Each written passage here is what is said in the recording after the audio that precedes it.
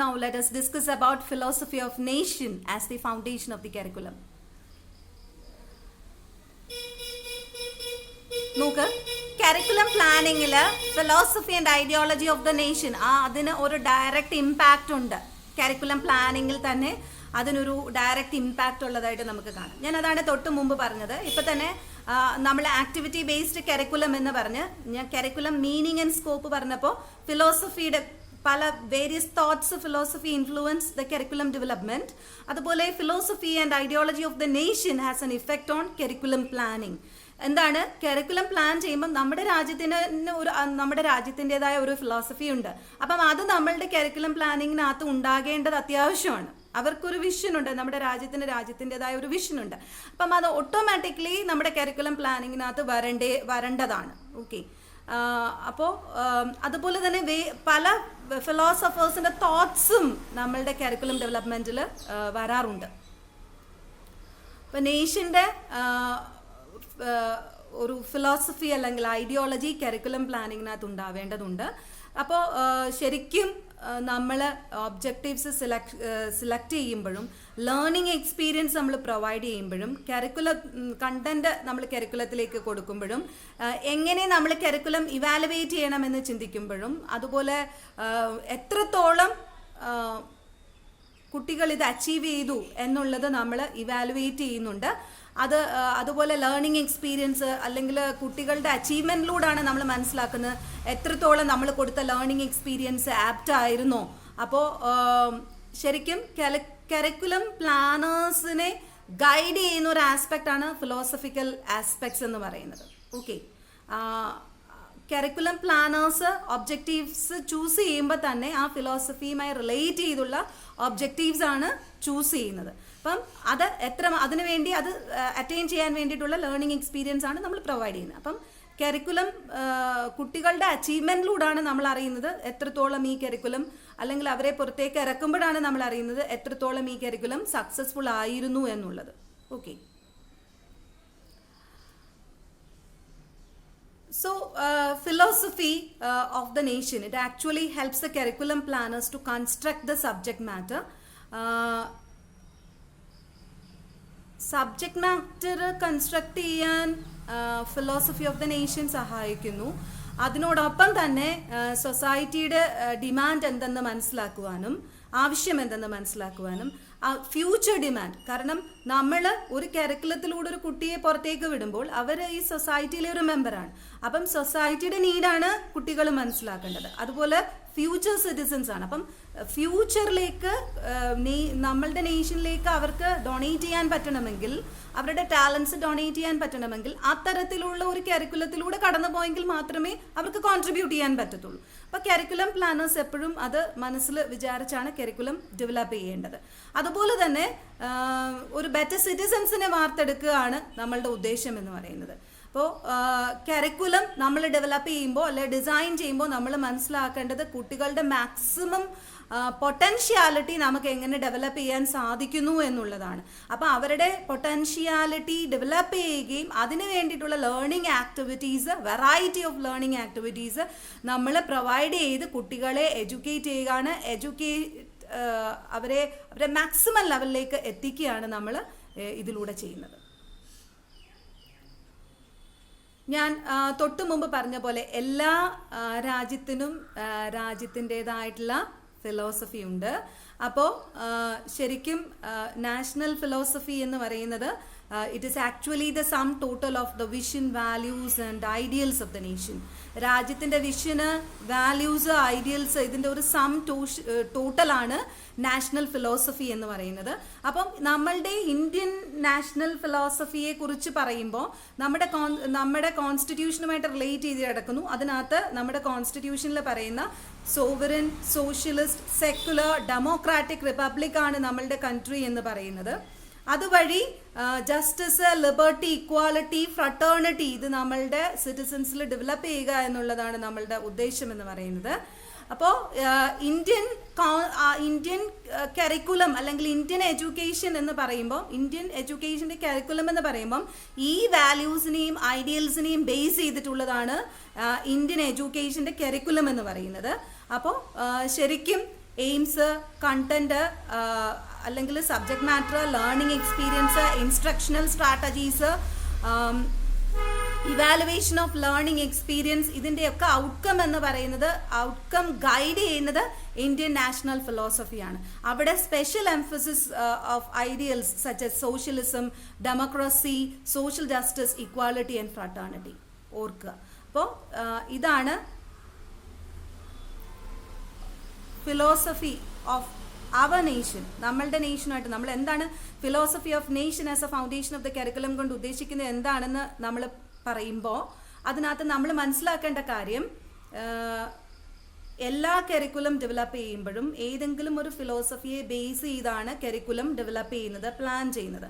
അപ്പോൾ അതിനകത്ത് ഇവിടെ ഈ ലാസ്റ്റ് സ്ലൈഡിൽ പറയുന്നത് special reference to Indian philosophy. Indian ഫിലോസഫിയുമായിട്ട് നമ്മളുടെ ഇന്ത്യൻ നാഷണൽ ഫിലോസഫിയിൽ നമ്മുടെ കോൺസ്റ്റിറ്റ്യൂഷൻ ഓഫ് ഇന്ത്യയുമായിട്ട് റിലേറ്റ് ചെയ്തിരിക്കുന്നു. ഈ പറയുന്ന ഐഡിയൽസിന് കൂടുതൽ പ്രാധാന്യം കൊടുത്തുകൊണ്ടുള്ള ഒരു കരിക്കുലം ഡെവലപ്മെൻ്റ് ആണ് നമ്മൾ നടത്തുന്നത് എന്നുള്ളത് മനസ്സിലാക്കുക. ഓക്കെ, അപ്പം ഒരു കരിക്കുലം ഡെവലപ്പർ ആകാനൊക്കെ പറ്റിയാൽ, അല്ലെങ്കിൽ കരിക്കുലം പ്ലാനിങ്ങിൽ അതിനകത്ത് നമുക്ക് ഒരു അവസരം കിട്ടിയാൽ എപ്പോഴും ചിന്തിക്കുക, ഏത് വിഭാഗത്തിന് നമ്മൾ കരിക്കുലം ഡെവലപ്പ് ചെയ്യുമ്പോഴും ചിന്തിക്കേണ്ടത് നമ്മളുടെ സൊസൈറ്റിക്ക് നീഡായിട്ടുള്ള അവരുടെ നീഡ് എന്തെന്ന് നമ്മൾ മനസ്സിലാക്കുക. അത് സക്സസ്ഫുൾ ആകുന്നത് ഏത് ഫിലോസഫിക്കൽ തോട്ടാണെന്ന് നമ്മൾ ചിന്തിക്കുക. അല്ലാതെ നമുക്ക് യൂട്ടിലൈസ് ചെയ്യാൻ പറ്റാത്ത ഫിലോസഫിക്കൽ തോട്ട് അവിടെ ഇംപ്ലിമെൻറ്റ് ചെയ്താൽ ഒരിക്കലും അത് സക്സസ്ഫുൾ ആകത്തില്ല. അതുകൊണ്ടാണ് പലപ്പോഴും നമ്മുടെ പ്ലാനിങ് തെറ്റായി പോകുന്നതും, അതുകൊണ്ട് ഒരു സക്സസ്ഫുൾ ഗ്രൂപ്പിനെ നമുക്ക് പുറത്തോട്ട് ഇറക്കാൻ പറ്റാതെ പോകുന്നെങ്കിൽ അതിൻ്റെ കാരണം, അതിൻ്റെ ബേസ് എപ്പോഴും ഒരു ആസ്പെക്റ്റിൻ്റെ ബേസ് എന്ന് പറയുന്നത് ഫിലോസഫിയാണ്. അപ്പം ആ ഫിലോസഫിക്കൽ തോട്ട്സും ഐഡിയൽസും ഒക്കെ കറക്റ്റായിട്ട് നമുക്ക് ചെയ്യാൻ പറ്റുന്നെങ്കിൽ മാത്രമേ ആ കരിക്കുലം നമുക്ക് സക്സസ്ഫുൾ ആയിട്ട് ഇംപ്ലിമെൻറ്റ് ചെയ്യാനായിട്ട് സാധിക്കത്തുള്ളൂ. ഓക്കെ, അപ്പോൾ ഇത് ഓർക്കുക. Okay, thank you. So, very good morning.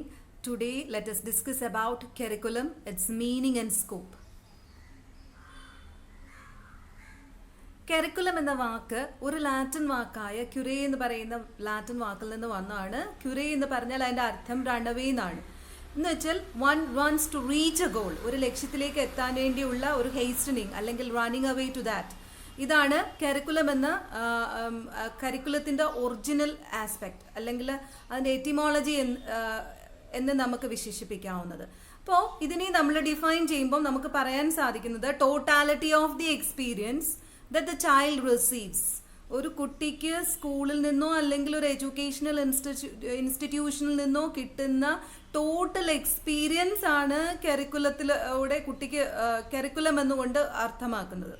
അപ്പോൾ അത് ക്ലാസ് റൂം ആക്ടിവിറ്റീസ് ആകാം, ലൈബ്രറിയിൽ നിന്നാകാം, ലബോറട്ടറിയിൽ നിന്നാകാം, പ്ലേ ഗ്രൗണ്ടിൽ നിന്നാകാം, ടീച്ചർ പ്യൂപ്പിൾ തമ്മിലുള്ള ഇൻഫോർമൽ കോണ്ടാക്ട്സിൽ നിന്നാകാം.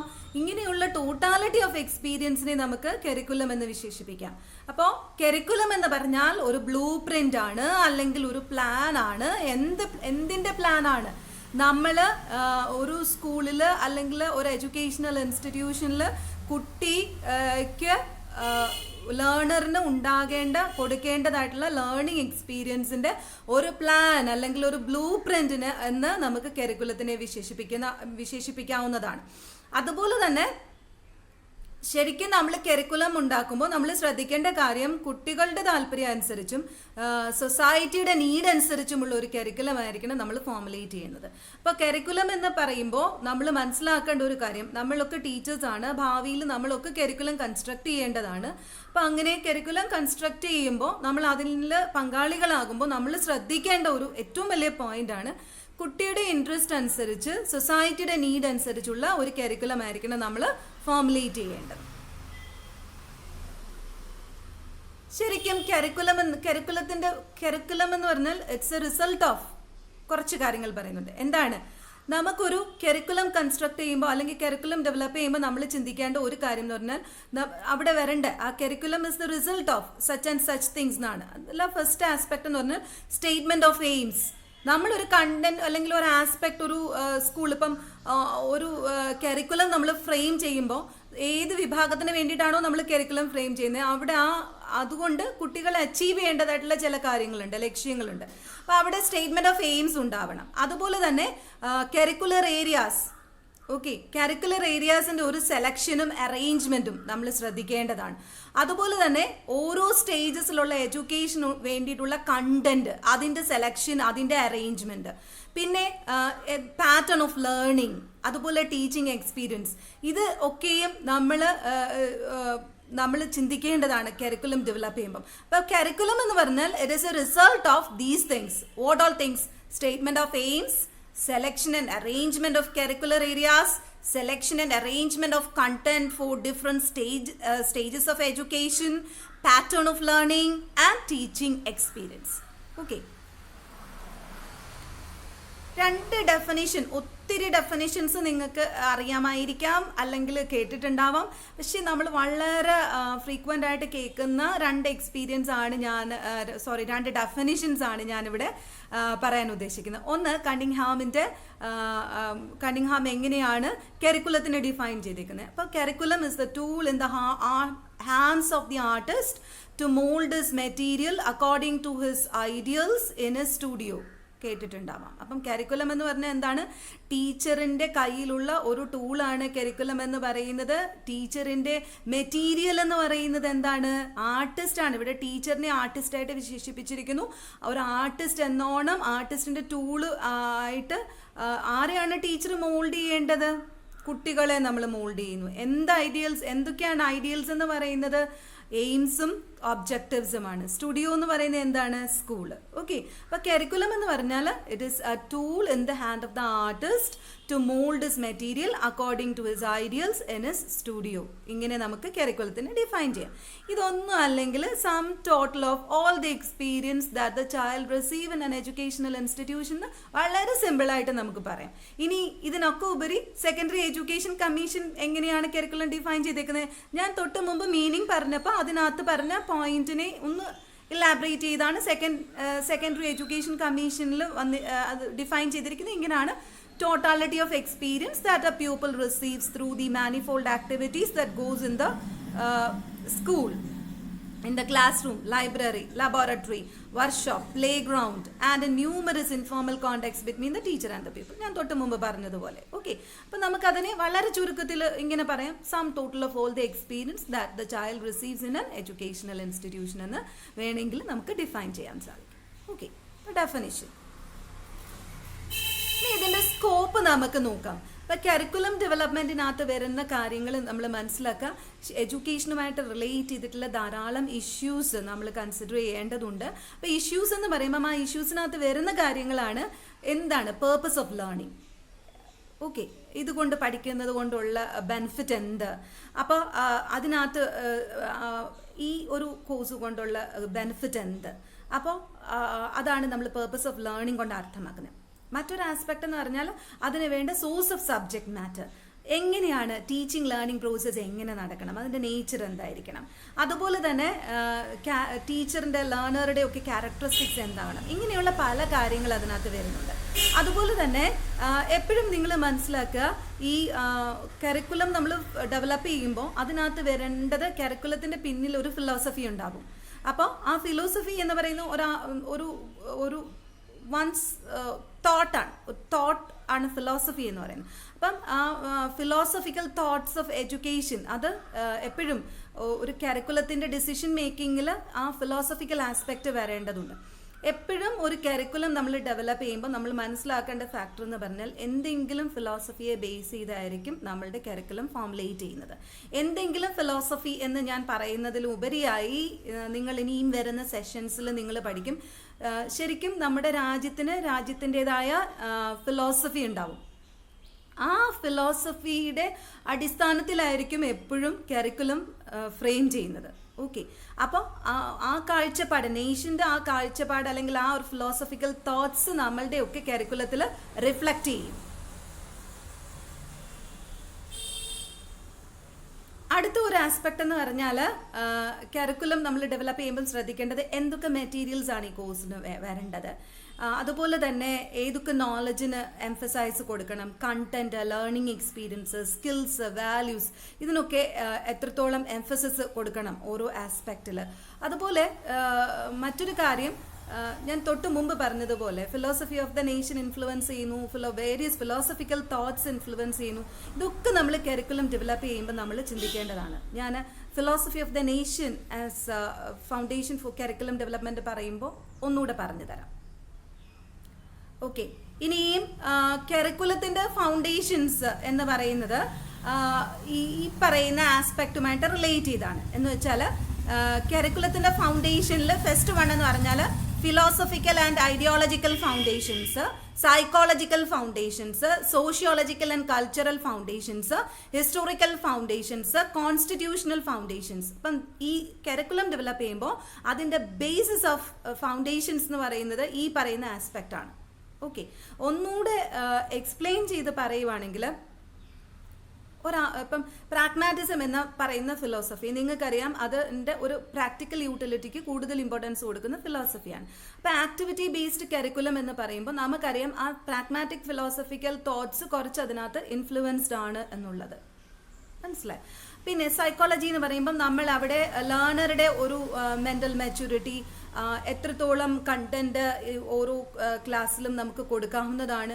ഇങ്ങനെ നമ്മൾ കരിക്കുലം ഡെവലപ്പ് ചെയ്യുമ്പോൾ, സ്കൂൾ കരിക്കുലം ഡെവലപ്പ് ചെയ്യുമ്പോൾ നമ്മൾ ചിന്തിക്കുന്നുണ്ട്. അപ്പോൾ സൈക്കോളജിക്കൽ എങ്ങനെ ഒരു കുട്ടിയെ ഒരു സോഷ്യൽ ബീയിങ് ആക്കാം, ഒരു ഫ്യൂച്ചർ ഗുഡ് സിറ്റിസൺസ് ആക്കാം, എങ്ങനെ ഒരു സോഷ്യലൈസിങ് ഏജന്റ് ആക്കി കുട്ടിയെ സോഷ്യലൈസ് ചെയ്ത് കുട്ടിയെ പുറത്തിറക്കാനായിട്ട് സാധിക്കും. അപ്പോൾ ഇങ്ങനെയൊക്കെ സോഷ്യോളജിക്കൽ ആസ്പെക്റ്റുമായിട്ട് റിലേറ്റ് ചെയ്ത് വരും. അതുപോലെ തന്നെ നമുക്കറിയാം എഡ്യൂക്കേഷൻ എന്ന് പറയുന്നത്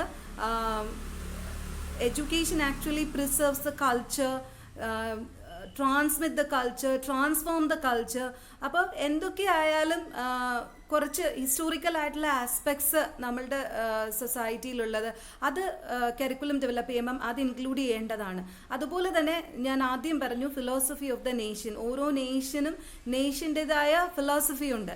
അപ്പോൾ അതിൻ്റെ ഒരു റിഫ്ലക്ഷൻ, ആ ഫിലോസഫിക്കൽ ആസ്പെക്ട് നമ്മൾ കരിക്കുലം ഡെവലപ്മെൻറ്റിന് നമ്മൾ ഉപയോഗിക്കുന്നത് പോലെ തന്നെ നമ്മുടെ രാജ്യത്തിൻ്റെ കോൺസ്റ്റിറ്റ്യൂഷൻ, ആ കോൺസ്റ്റിറ്റ്യൂഷൻ എന്ന് പറയുന്നതും കരിക്കുലം ഡെവലപ്മെൻറ്റിൻ്റെ ഒരു ഫൗണ്ടേഷൻ ആസ്പെക്റ്റ് ആണ്. ഓക്കെ, നിങ്ങൾക്കറിയാം കോൺസ്റ്റിറ്റ്യൂഷൻ എന്ന് പറഞ്ഞാൽ it's a fundamental law of the land. അപ്പോൾ അത് എന്തായാലും റിഫ്ലക്ട് ചെയ്യേണ്ടതുണ്ട് കരിക്കുലത്തിനകത്ത് അല്ലെങ്കിൽ കരിക്കുലം ഡെവലപ്മെന്റിനകത്ത്. These are the foundations of curriculum development. ഇനിയും ഈ കരിക്കുലമായിട്ട് പറയുമ്പോൾ നിങ്ങൾ മനസ്സിലാക്കേണ്ടത് കരിക്കുലം എന്ന് പറയുന്ന ആസ്പെക്ട് നിങ്ങൾ നന്നായി നിങ്ങളുടെ പെഡഗോഗിക്കൽ ആസ്പെക്റ്റിൽ പഠിക്കുന്നുണ്ടാവാം. അപ്പം ഇവിടെ നമ്മൾ പേപ്പർ 1 ജസ്റ്റ് നമ്മൾ ഡിസ്ക്രൈബ് ചെയ്യുന്നേ ഉള്ളൂ ചെറിയ ചെറിയ കാര്യങ്ങൾ. അപ്പം മോഡൽസ് ഓഫ് കരിക്കുലം ഡെവലപ്മെൻറ്റിൽ റാൽഫ് ടൈലറിൻ്റെ മോഡലാണ്. അത് 4 ആസ്പെക്റ്റ് ഉണ്ട്. ഒന്നാമത്തെ കാര്യം പറയുന്നത് എന്താണ്? പർപ്പസ് ഓഫ് ദ സ്കൂൾ, സ്കൂളിന്റെ പർപ്പസ് എന്ത്, ഉദ്ദേശം എന്ത്. 2, educational experience related to the purpose. നമുക്ക് ആ പർപ്പസിനെ സാറ്റിസ്ഫൈ ചെയ്യുന്ന എഡ്യൂക്കേഷണൽ എക്സ്പീരിയൻസ് നമ്മൾ പ്രൊവൈഡ് ചെയ്യുക. എങ്ങനെ നമുക്ക് ഈ എക്സ്പീരിയൻസ് ഓർഗനൈസ് ചെയ്യാൻ പറ്റും, ഈ കൊടുത്ത എക്സ്പീരിയൻസ് എത്രത്തോളം സക്സസ്ഫുൾ ആയി എന്ന് നമുക്ക് മനസ്സിലാക്കാനുള്ള ഇവാലുവേഷൻ. അപ്പം 4 സ്റ്റേജസ് ആണ്. 1, purpose of the school. 2, educational experience related to the purpose. 3, organisation of the experience. 4, evaluation of the experience. എത്രത്തോളം നമ്മൾ എക്സ്പീരിയൻസ് കൊടുക്കുമ്പം എത്രത്തോളം അത് സക്സസ്ഫുൾ ആയി എന്നറിയണമെങ്കിൽ അവിടെ ഇവാലുവേഷൻ നടക്കേണ്ടതുണ്ട്. ഓക്കെ, ഇതാണ് റാൽഫ് ടൈലറിന്റെ മോഡലിനകത്തെ 4 aspect. Hilda Taba approach. Hilda Taba അപ്രോച്ചിൽ 7 സ്റ്റേജസ് ആണ് പറഞ്ഞിട്ടുള്ളത്. അതിന് 7 സ്റ്റെപ്സ് ആണുള്ളത്.